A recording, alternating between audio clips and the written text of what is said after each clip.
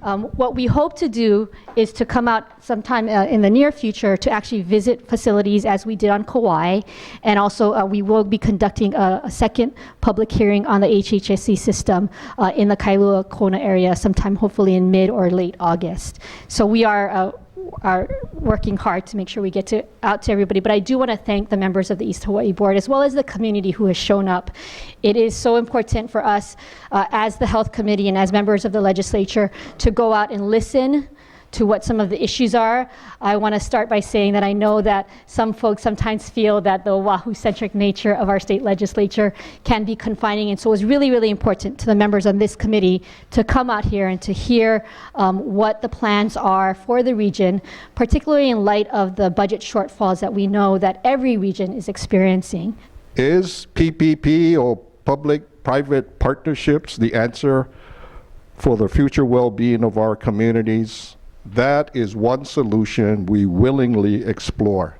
For the East Hawaii region, PPP, P3, however you want to say it, public-private partnerships is one of many alternatives. Our broader strategic discussion and direction for the East Hawaii region is pursuit of strategic or system alliances. Another form that we are exploring is systemness among the regions. An example, we have reached out to the West Hawaii region to see if we can, as two systems, well, trying to possibly reach a vision of one island, one system. At the same time we pursue system alliances, we must make sure we are a competent and dynamic region. But pretty well, I can summarize it with two reasons. One, we have a responsibility to our community. Two, organizations need to find us attractive. Who's going to join with us and who's going to partner with us if we are not in top shape?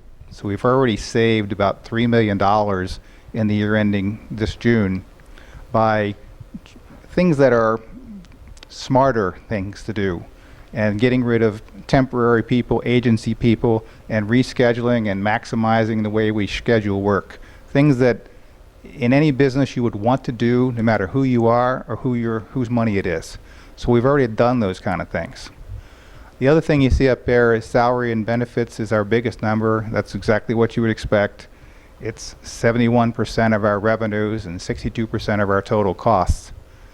Our other operating expenses are actually going up almost as fast as salary and benefits, because what's in there is all the cost of pharmaceutical supplies, our drugs, our supplies, our utilities, our insurance, all the things of which we don't have terribly a lot of control about, quite frankly.